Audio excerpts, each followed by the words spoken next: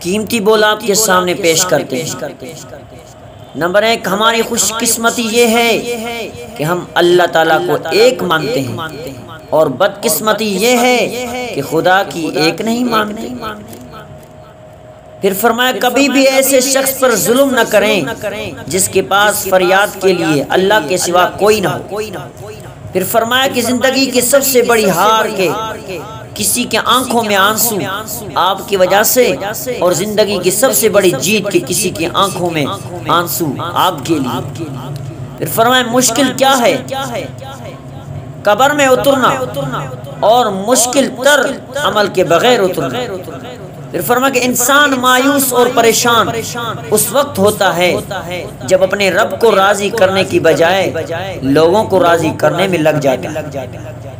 پھر فرمایا کہ موت کے بعد انسان 5 حصوں میں تقسیم ہو جائے گا۔ روح ملک الموت لے جائے گی، مال وارث لے جائیں گے، گوشت کیڑے مکوڑے کھا جائیں گے، ہڈیاں مٹی کھا جائے گی، نیکیاں قرضدار لے جائیں گے۔ اے انسان کوشش کرنا کہ ایمان شیطان نہ لے جائے، کیونکہ حدیث شریف سے معلوم ہوتا ہے موت کے وقت شیطان انسان کے ایمان پر حملہ آور ہوتا ہے۔ ایمان کی حفاظت کا سب سے بڑا ذریعہ نماز کا اہتمام ہے۔